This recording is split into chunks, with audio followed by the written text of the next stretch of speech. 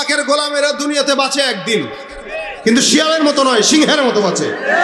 বিড়ালের মতো নয়, বাঘের মতো বাঁচে। সিংহের মতো একদিন বাঁচতে চাই, শিয়ালের মতো 1000 বছর বাঁচতে চাই না। ঠিক কিনা ধরে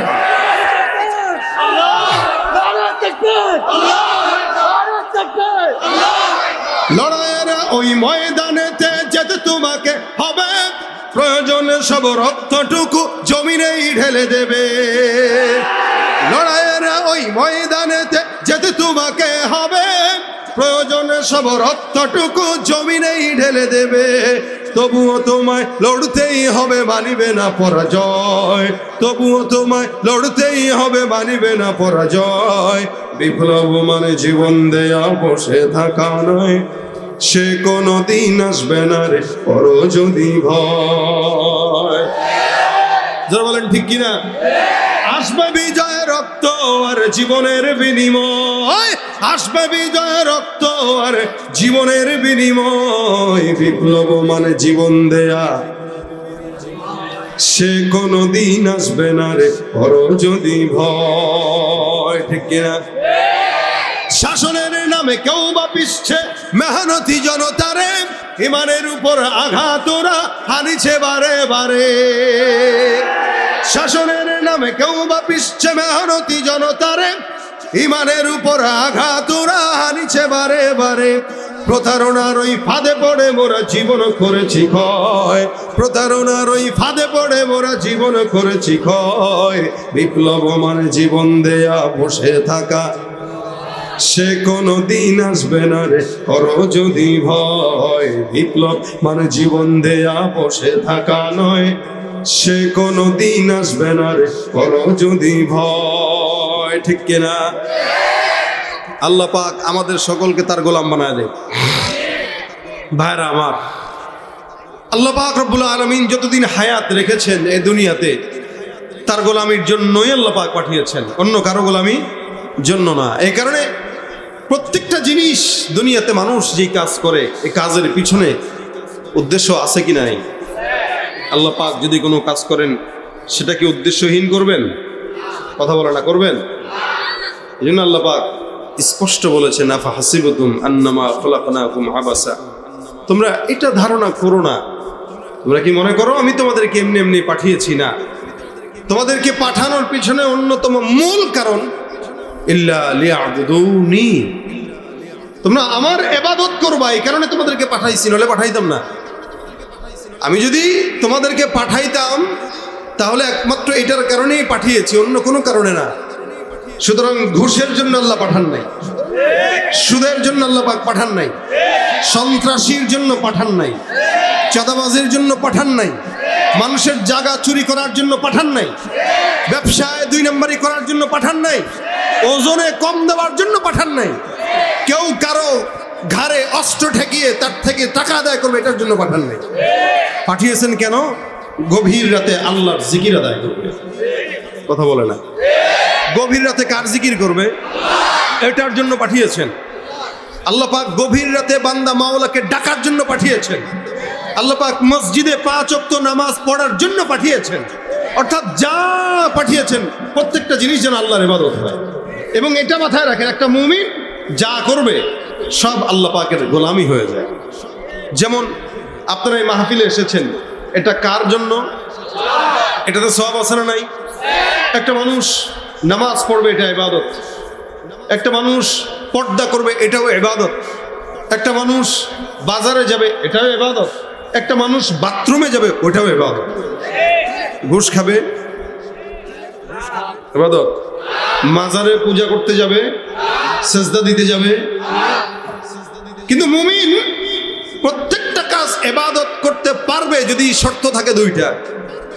1 নম্বর, কেউ যদি আল্লাহর সন্তুষ্টির জন্য করে।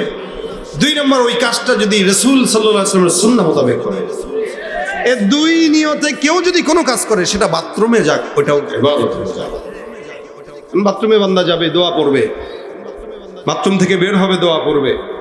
বাজারে যাবে, এই নিয়তে যাবে যে আমি বাজারে যাচ্ছি আমার বিবি, আমার বাচ্চাদের মুখে কিছু আহার তুলে দেওয়ার জন্য।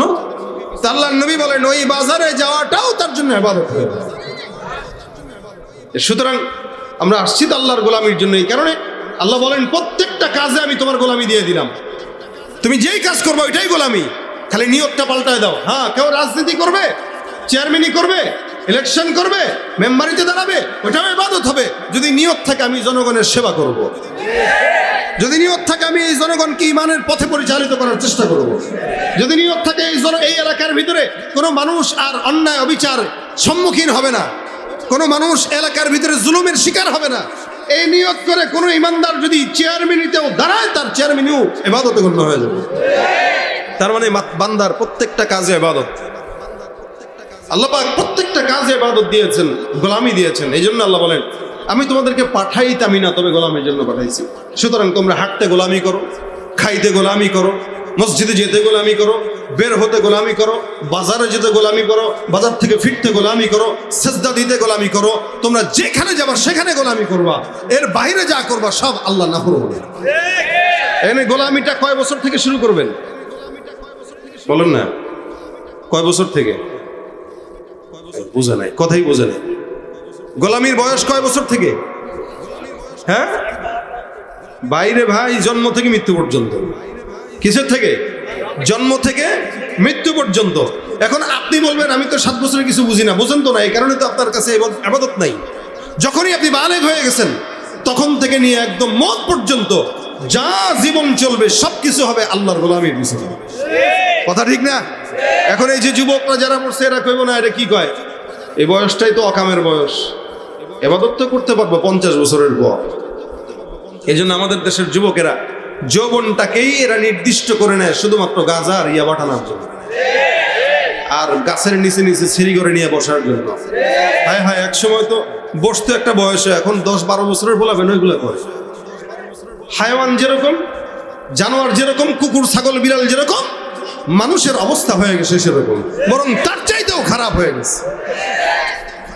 আর মুরব্বীদের কথা নাই বললাম, কারণ যেই বুড়া 50 বছর পর্যন্ত অকাম করে করে বড় হয় তার কপালে হেদায়েত থাকে না, তো থাকবে কি করে? কারণ সে তো সারা জিন্দেগি গুনাহের পিছনে কাটাইছে। এই কারণে নিয়ত করবেন কালকে তওবা করব না, যে নিয়ত করে কালকে তওবা করব সে ঘুমাইলো, ঘুম থেকে আর উঠলো না, তার তওবা আছেই আর। এই কারণে যৌবন বয়স থেকে ইবাদত করা, ভাই মনে রাখবেন যৌবনের ইবাদতের দাম আল্লাহর কাছে বেশি। একটা যৌবন কালে মানুষের জোর যেমন থাকে আমলের জোরও তেমন থাকে। যৌবন কালের ইবাদত শুধু না, যৌবন কালে এই যে এখানে যেই যুবকগুলো আছে এই যুবকদেরকে যদি মসজিদে ঢুকায় দিতে পারেন, 10 জন যুবক যদি একসঙ্গে হয়ে বলে যে না এই এলাকায় শান্তিপুর এলাকা না, এই শান্তিপুর এলাকায় কোনো মারামারি চলবে না, চাঁদাবাজি চলবে না, ঘুষ চলবে না, সন্ত্রাসী চলবে না, 20 জন যুবক একসঙ্গে হয়ে কাজ করবে, এলাকার থেকে 1 সপ্তাহের ব্যবধানে সব দূর হয়ে যাবে ইনশাআল্লাহ। সমাজের দায়িত্ব যদি যুবকদেরকে দেওয়া হয় দেখবেন সমাজ পরিবর্তন হয়ে গেছে। মুরব্বীরা সমাজ কেমনে পরিবর্তন করবে? মুরব্বীরা নিজেদের প্যান্ডেই তো পরিবর্তন করতে পারে না। ওযু করতে গেলে 5 বার ওযুর পানি পাল্টাইতে হয়, কেন? হস ঢিলা, কি বলেন? আমি এর আগে অনেক বছর আগে একটা ভিডিও দেখেছি, ওই ভিডিওতে কোনো একটা মন্ত্রী বা এমপিকে দেখেছিলাম বক্তব্য দিতে দিতে তার প্যান্ট খুলে গেছে। আপনাদের নজরে পড়ছে কিনা জানি না, বক্তব্য দিতে দিতে প্যান্ট খুলে গেছে। তো আরেকজন স্যারের পায়জামা উঠে দেয়, তো স্যারের পায়জামা উঠে দেয়, স্যার কিন্তু বক্তব্যই দিতেছে, স্যারের যে পায়জামা খুইলা মোটামুটি সব কিছু প্রকাশ, ওইটা স্যারের হুঁশ নাই, স্যার বক্তব্য দিতেছে আর প্যান্ট সামলাইতেছে স্যারের খাদেম। তো যে লোকের প্যান্টের কোনো হেফাজত নাই ওই লোক জনগণের হেফাজত কেমনে করবে? কিন্তু ওই লোকের দায়িত্ব আপনার আমাদের দায়িত্ব যদি তার কাঁধে দেই, সে কিভাবে আমাদের দায়িত্ব পালন করবে?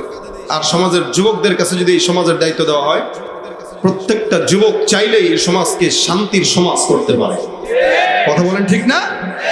যুবকরা চাইলে পারে। এই জন্য জান্নাতটাও যুবকদের জন্য, কোনো বুড়াদেরকে আল্লাহ জান্নাত দিবে না। কথা কয় না? ঠিক কি বুঝে গেছেন না? বুঝে গেছেন? বুঝা স্টেজে যে সমস্ত বুড়া আছেন অথবা সামনে যে বুড়া আছেন এরা কেউ জান্নাত পাবেন না, নিশ্চিত ধরে রাখেন। বিশ্বাস হয়নি এটা? যদি বলেন না পামু, পাইলে যায় না, আপনি বুড়া হয়ে। আল্লাহ রাসূল সাল্লাল্লাহু আলাইহি ওয়াসাল্লাম বলছেন কোন মুরব্বীরা জান্নাতে যাবে না। এই রাসূলের এই কথা শুনে এক মুরব্বী সাহাবী পর্যন্ত পেরেশান হয়ে কাঁদতে কাঁদতে বেহুশ হয়ে যাচ্ছিল। রাসূল সাল্লাল্লাহু আলাইহি ওয়াসাল্লাম বলেন, এই তুমি বুড়া বয়সে জান্নাত চাও, কি করবা তুমি জান্নাতে যায়? তোমার এই জান্নাতে আল্লাহ পাক নিবে, তোমার নাই দাঁত, তুমি গোস্ত খাইতে পারবা না, জান্নাতে তোমার নেয়ামত সবাই কেমনে খাবা? আর জান্নাতে যাওয়ার পরে 72-73টা হুরের বর্ণনা আছে। এই হুর দিলে তুমি বুড়া বয়সে হুর নিয়ে কি করবা? আলমারিতে সাজা রাখবা। আর যুবকদেরকে হুর দিলে এরা যথাযথ ব্যবহার করতে পারবে। কথা কয় না নাকি? বুঝেন না এই কথা?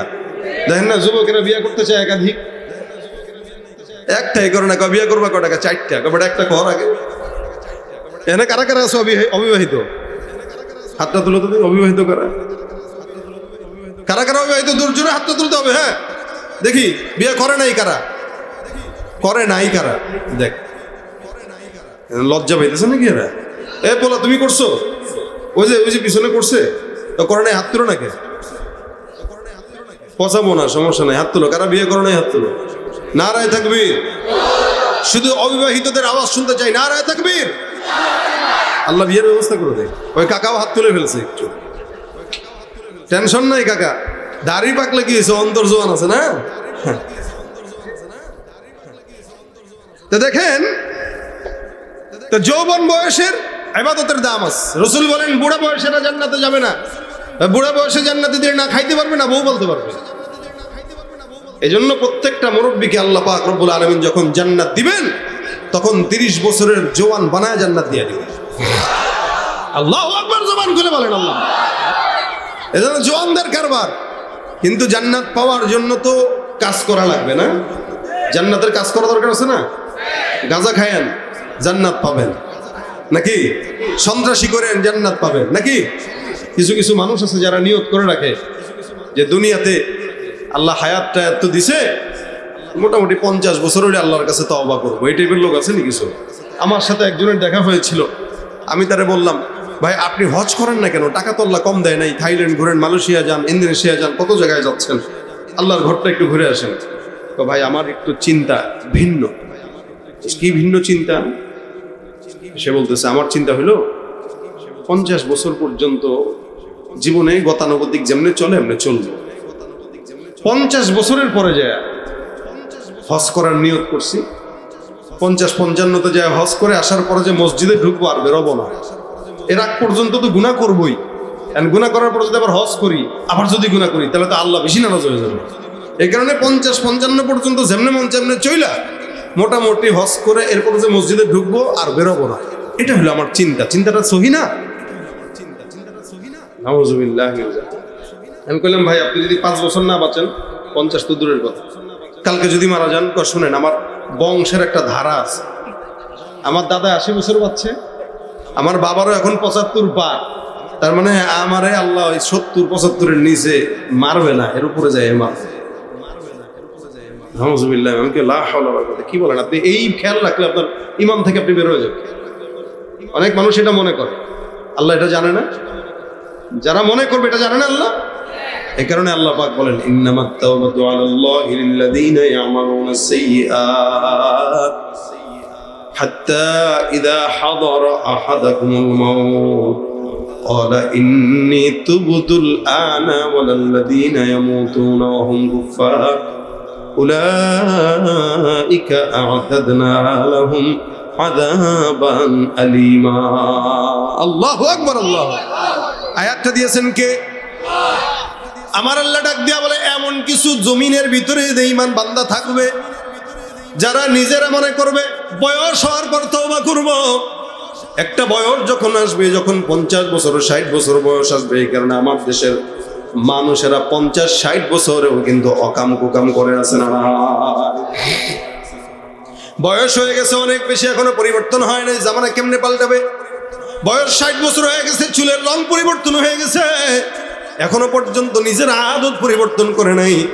এখনো চায়ের দোকানে বসে বসে স্কুল ছুটি হওয়ার সময় মেয়েদের দিকে চোখ মারে, নজর দেয়। আছে না নাই? চুলের রংটা বদলেছে তবু অভ্যাস বদলেনি, বয়সটা বদলেছে তবু চরিত্র বদলেনি। চুলের রংটা বদলেছে তবু অভ্যাস বদলেনি, বয়সটা বদলেছে তবু চরিত্র বদলেনি। বন্ধু বলো দিন বদলের দিন কি বন্ধু এখনো আসেনি?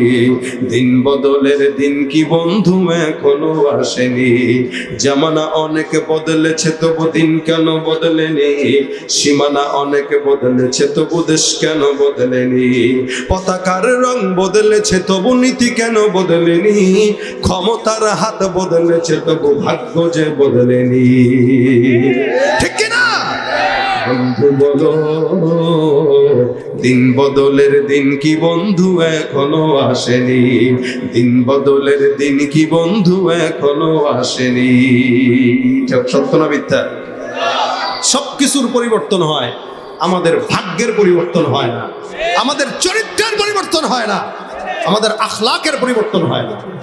এই জন্য আল্লাহ পাক রব্বুল আলামিন বলেন এমন কিছু বান্দা থাকবে যারা জমিনের ভিতরে নাফরমানি করবে, গুনাহ করবে, জিনা করবে, অন্যায় করবে, অবিচার করবে, এরপরে চিন্তা করবে আল্লাহ আমার বয়স তো এখন কম, এক সময় তওবা করে নেব, মওত যখন আসবে তখন তওবা করে নিব, বয়স যখন 60 বছর হবে তখন তওবা করে নিব, বয়স যখন 50 বছর হবে তখন তওবা করে নিব।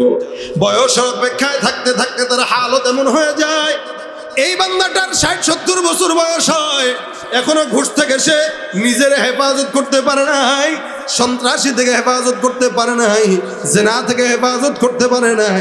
আল্লাহ পাক রব্বুল আলামিন বলেন হাত্তা ইযা হাদারা আহাদাকুমুল মাউত, এই বান্দাটার যখন মওতের সামনে চলে আসে, বান্দা তখন বলে ক্বালা ইন্নী তুবতুল আন, আল্লাহর কাছে ডাক দেয়া বলে আল্লাহ আমি এখন তওবা করলাম।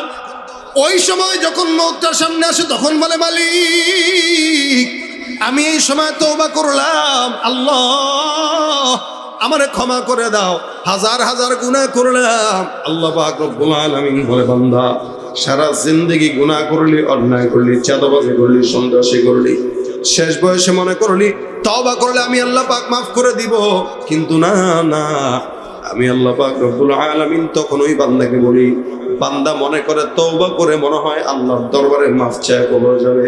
আল্লাহ বলেন ওয়ালাল্লাযীনা ইয়ামুতুনা ওয়া হুম কুফার, ওই বান্দা মনে করে তওবা মনে হয় নসিব হয়েছে, কিন্তু না না, বান্দা এমন অবস্থায় মারা যায় যেন বান্দা কুফুরের হালতে মারা গেল। নাউযুবিল্লাহ।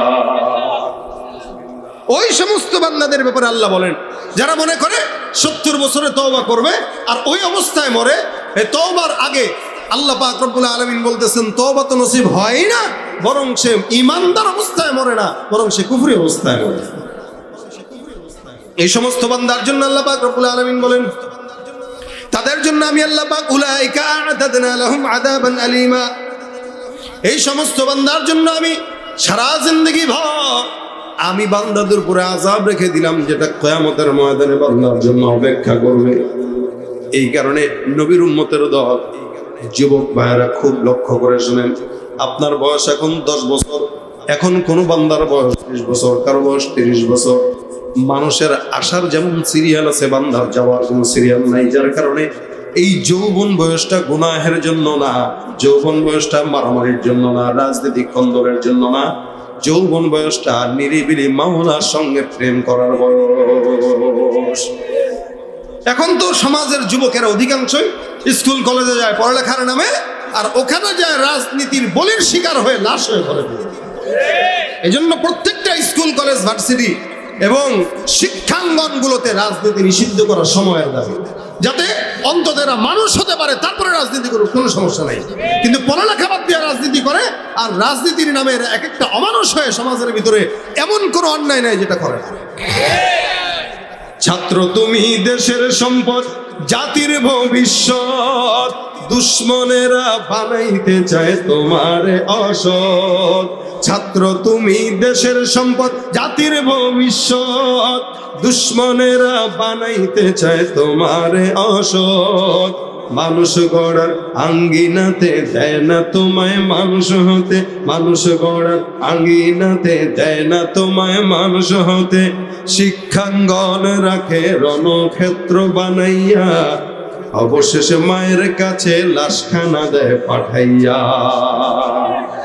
জীবনের শ্রেষ্ঠ সময়, বন্ধু আর মিলবে না, এই সুযোগ হারায় না, এই সুযোগ আর পাবে না, এই সুযোগ হারায় না কারো ফান্দে পড়িয়া। সারাটা জীবন যাইব কান্দিয়া কান্দিয়া, সারাটা জীবন যাইব কান্দিয়া কান্দিয়া। ঠিক কিনা? প্রত্যেকটা যুবকের বোঝা উচিত, মা বাবা কষ্ট করে টাকা দেয় পড়ালেখার জন্য, কোনো মানুষের গোলামি করে মওতের জন্য না। মনে রাখবেন, যাদের পিছনে আপনারা ছুটেন এরা আপনার